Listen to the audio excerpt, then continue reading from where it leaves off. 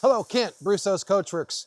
I want to talk to you a little bit about the 50 Buick, what we've been doing, what's been done. We'll start off with, we did a 3-inch chop on there.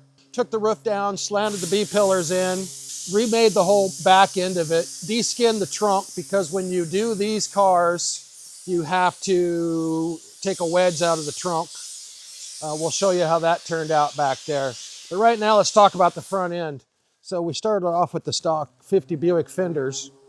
We liked the way they look, but we wanted to change a couple things. We put him and his brother's front clip on there to get this car down. It's sitting on air ride.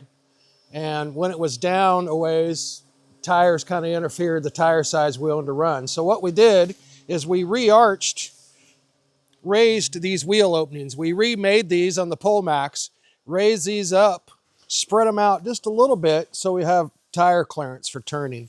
At the same time, I was really hooked on putting 53 Cadillac fender spears. This body line and this hooded headlight bezel, I've always liked that. So we're adding that to this car. We're at the beginning stages of that now, fitting them, making the panels to blend it together. So the arches have been done. We're going to add this style line here pretty quick. The other thing we did on the front ends, we tucked the bumper back just a little bit, and then we shortened the ends up because the ends are about this much wider than the car on each side, so we tucked them in and under. Removed this little valance panel. We'll make another filler panel to fill that area in, but we tucked them under the fenders to make it look more tidy. We're going to leave pretty much the stock trim on the whole car, so it still kind of looks like a 50 Buick. So we're not going to take the trim off the hood. We're going to leave the ornament on the hood. Going to leave all that the same.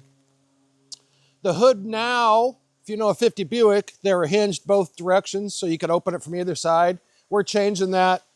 Hinges in the back, so it'll open up normal to access the engine. So all that's going to be the same.